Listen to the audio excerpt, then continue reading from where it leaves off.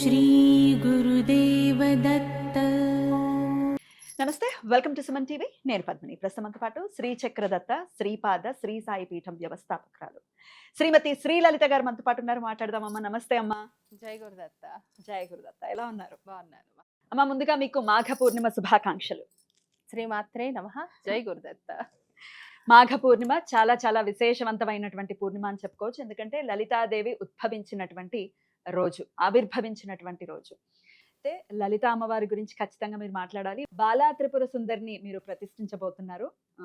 లలితా త్రిపుర సుందరి, బాలా త్రిపుర కలిపి కదా, లలితా త్రిపుర సుందరి ఒళ్ళో బాలా త్రిపుర సుందరి ఉండబోతున్నారు. సో లలితా అమ్మవారి ఆరాధన అసలు ఎలా చెయ్యాలి? చాలా మంది లలితా సహస్రనామాలు చేసుకుంటూ ఉంటారు, ఇంకా తెలియని వాళ్ళు ఉంటారు కదా.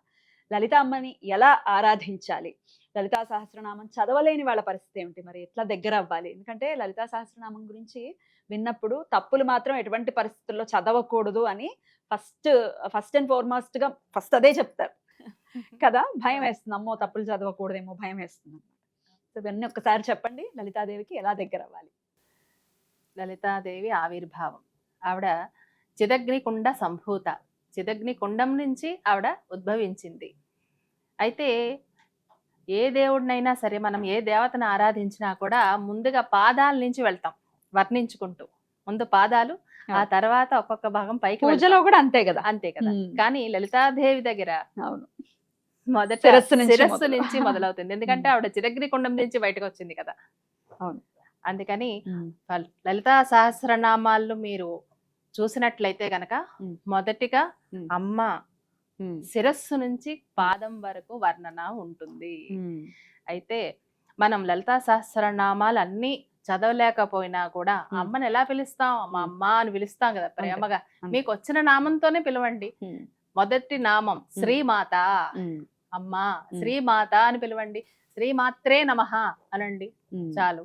శ్రీమాత అనుకున్నా కూడా అదే ఫలితం ఉంటుందని. చాలా ఫలితం ఉంటుంది. ఒక్క నామాన్ని అన్ని నామాలు నేను జపించలేను, నువ్వు ఫాస్ట్ గా చదివేస్తే, అర్థం కాకుండా చదివేస్తే ఏం ఫలితం? ఒక్క నామాన్నైనా శ్రద్ధగా భక్తిగా పఠిస్తేనే నీకు ఫలితం ఇస్తుంది అమ్మ. పౌర్ణమికి కూడా క్రియాయోగాన్ని మీరు చెప్పటం కానీ ఆన్లైన్ లో చెప్తాను. క్రియాయోగం అసలు ఏమిటి? క్రియాయోగం అంటే ఏం చెప్తారు? ఎటువంటి క్లాసెస్ ఉంటాయి? ఎన్ని సెషన్స్ ఉంటాయి? ఒకసారి అంటే ప్రతిదీ కూడా స్వామివారు ఆజ్ఞ ప్రకారమే, అనుజ్ఞ ప్రకారమే, ఆయన ప్రసాదాలే దొరుకుతున్నాయి ఇక్కడ అన్ని కూడా. అయితే నాకు క్రియాయోగ దీక్షని స్వామివారు స్వప్నంలో ఇవ్వడం జరిగింది. ఆ దీక్ష అందరికీ అందించు అని చెప్పి, ఎవరికైతే అర్హత ఉంటుందో, ఎవరికైతే నిజంగా ఆ దత్తాత్రేయుల వారిని దర్శించాలని ఉంటుందో వాళ్ళకి తప్పకుండా ఈ క్రియాయోగ దీక్ష అందుతుంది. ఎలా అండి? మేము చెయ్యాలనుకుంటున్నాము, లేకపోతే క్లాస్ లో జాయిన్ అవ్వాలనుకుంటే ఎట్లా? ఇప్పుడు ప్రస్తుతానికి ఆన్లైన్ లో జరుగుతుందమ్మా. రేపు ఇప్పుడు పౌర్ణమి, రేపు పౌర్ణమి ఆన్లైన్ లో జరుగుతున్నాయి క్లాసెస్. అయితే ఈ 16 అడుగుల శ్రీపాద శ్రీవల్లభ స్వామి విగ్రహ ప్రతిష్ట అయిన తర్వాత ఈ క్రియాయోగ దీక్ష అనేది అక్కడే ఇవ్వడం జరుగుతుంది. ప్రత్యక్షంగా. దీక్షలా ఉంటుందా? దీక్షలా. ఎన్నాళ్ళు చేయాల్సి ఉంటుంది? ఎన్నాళ్ళు అంటే రోజు మనం ఇంకా జీవితం అంతా కూడా. అంటే వాళ్ళు ప్రాక్టీస్ చేసే దాన్ని బట్టి ఉంటుంది, వాళ్ళ అనుభవం బట్టి ఉంటుంది. ఏదైనా సరే ప్రాక్టీస్ చేస్తేనే కదా దాని ఫలితం తెలుస్తుంది. ఇప్పుడు ఒక రోజు చేసి 2 రోజులు చేసేసాము అంటే కుదరదు. ఇది ఒక సాధన. కోటి పూజలు, కోటి వ్రతాలు, కోటి యజ్ఞాల కంటే కూడా ఇది ఎక్కువ ఫలితాన్ని ఇస్తుంది అన్నమాట క్రియాయోగం అన్నది. ఒక్కసారి చేస్తే 100 రెట్ల ఫలితాన్ని మీరు చూడొచ్చు అన్నమాట. ఈ సెషన్స్ లో ఎలా చెయ్యాలి, ఎలా మొదలు పెట్టాలి అనేది ఉంటుంది. ఇప్పుడు స్క్రీన్ మీద కనిపిస్తున్న నంబర్స్ కి కాల్ చేస్తే ఇప్పుడు ఒకవేళ రిజిస్ట్రేషన్ తీసుకుంటాం. రేపు కూడా ఏ టైంలో ఉంటుందండి? మధ్యాహ్నం 3 గంటల నుంచి మొదలవుతుంది. ఎన్ని సెషన్స్ ఉంటాయండి ఇట్లా ఆన్లైన్ లో? అయితే అంటే ఫస్ట్ ఒకేసారి అమ్మా క్రియాయోగ దీక్షని ఫస్ట్ ఒకేసారి అందరికి ఇవ్వడం జరుగుతుంది. అది లైఫ్ లాంగ్ ప్రాక్టీస్ చేయాలి. తర్వాత ఎప్పుడు క్లాస్ జరిగినా కూడా మిగతా వాళ్ళందరూ కూడా ఒకసారి తీసుకుంటే చాలు. ఎప్పుడు క్లాస్ జరిగినా కూడా వాళ్ళందరూ మళ్ళీ జాయిన్ అవ్వచ్చు. ఇంకా ఏమైనా డౌట్స్ ఉంటే తెలుసుకోవచ్చు, ఇంకా నేర్చుకోవచ్చు అన్నమాట. పౌర్ణమి రోజే ఇస్తూ ఉంటారా, లేకపోతే ఇంకేమైనా ప్రత్యేక? లేదమ్మా, ఇప్పుడు చాలా మంది అడుగుతున్నారు కాబట్టి ప్రతి గురువారం కూడా ఇద్దామని అనుకుంటున్నాము. అది తొందరలోనే తెలియజేస్తారు. తప్పకుండా. లలితాదేవి గురించి చెప్పండి. లలితాదేవి ఎలా వచ్చారు మీ జీవితంలోకి? ఎలా మీరు ఆరాధన చేస్తారు అమ్మవారిని? చిన్నప్పుడు నా పేరు శ్రీలలిత. అయితే మా నాన్నగారు లలిత ఉపాసకులు అన్నమాట. అయితే నాకు శ్రీలలిత అని పేరు పెట్టుకున్నారు. మా పక్కింటి సిద్ధాంతి గారు ఉండేవారు అనమాట. ఆయన కాకినాడలో రామమ్మ గారు అని చెప్పేసి ఆయన నన్ను పక్కన కూర్చోబెట్టుకొని చిన్నప్పుడే నా గురించి చెప్తూ ఉండేవారు అమ్మకి. ఆ మాటలు నాకు వినబడేవి కానీ అమ్మ కదా మళ్ళీ వింటే ఇదేదన్నా వేరే రూట్ లో వెళ్ళిపోతుందేమో కొంచెం భయపడేది. అప్పుడు ఆయన పిలిచి నాకు 9th క్లాస్ చదువుతున్నప్పుడు దీక్షను ఇవ్వడం జరిగింది. అప్పుడు లలితా సహస్రనామ పారాయణలు 48 రోజుల పాటు 9th క్లాస్ లోనే 9th క్లాస్ లో రోజు పొద్దున్నే తలస్నానం చేసుకొని అట్లా లలితా సహస్రనామాలతో 48 రోజులు దీక్ష వహించాను. అప్పుడే లలితా సహస్రనామాలు నోటికి వచ్చేసాయి. ఎందుకంటే అప్పుడు మనకి యూట్యూబ్లు గానీ ఏదన్నా ఇవి గానీ లేదు, మనమే చదివి నేర్చుకోవాలి.